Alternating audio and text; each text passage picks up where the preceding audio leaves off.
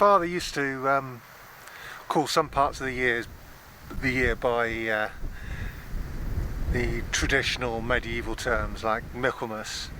I remember him doing it, and I remember it because I was from a generation that was properly modern. You know, since the 1970s we had the Common Market, decimalisation, the Health and Safety at Work Act, the metric system, and so to mark that, we're coming up to a medieval festival, the 1st of August, which is Lammas Day, Halaf Massa in Old English, and it means harvest, basically the loaf, the festival of the loaf.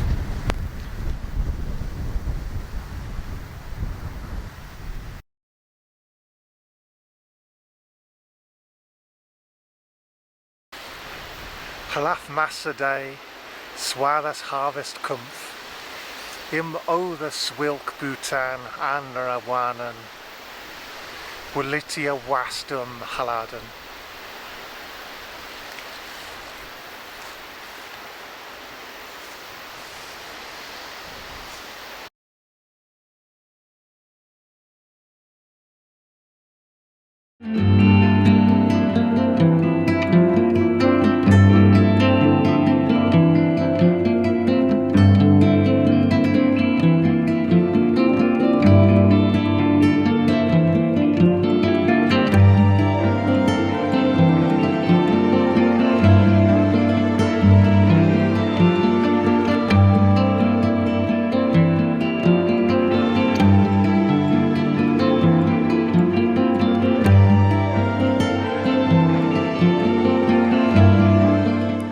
What new things can be said about Uffington in the ceremonial county of Berkshire? Is there anything unique about this place that can't be summed up by Iron Age art and fort on a prehistoric routeway? And just look at this Iron Age art. How do we know that this horse is probably Iron Age, this white horse? It's because it's very similar to Iron Age coins of the time.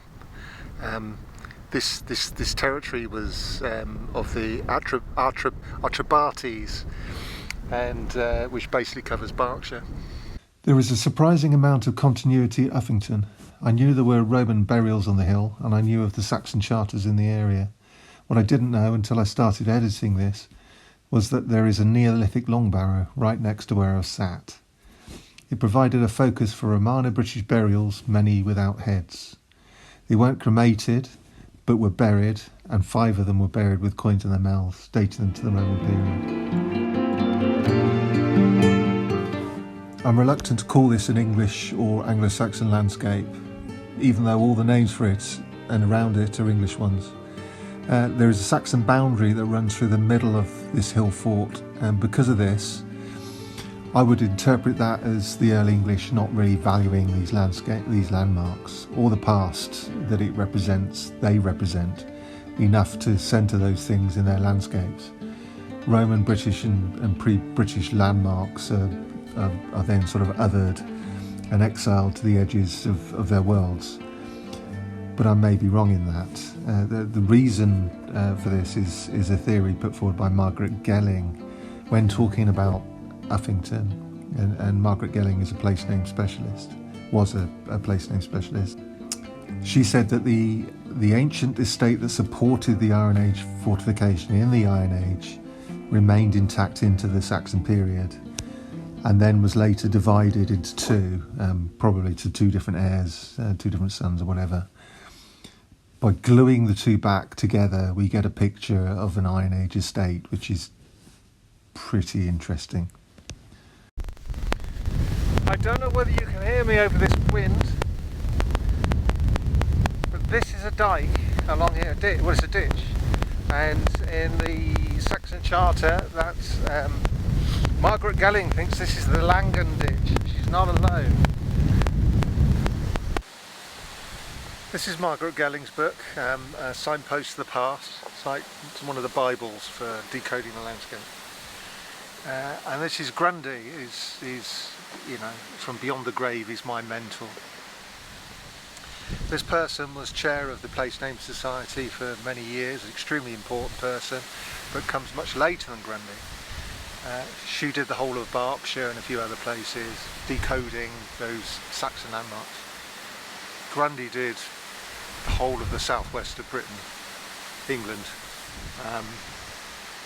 but she hates him because he's not a linguist.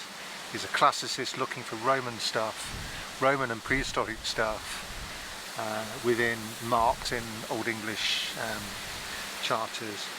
She's a scientist. It's a bit like trying to build a unified, going to these two people is a bit like trying to build a unified theory of landscape, and she's quantum mechanics and he's string theory, it's the equivalent, and they don't mix up, they don't mix. So especially with this this area around Uffington, she's placing a landmark 2 miles away from him, and I don't know where to go with it. But the advantage of going with this one, for purely selfish reasons, she gives me names for places that I can definitely identify, things I can show you, barrows and stones. Him not so easy.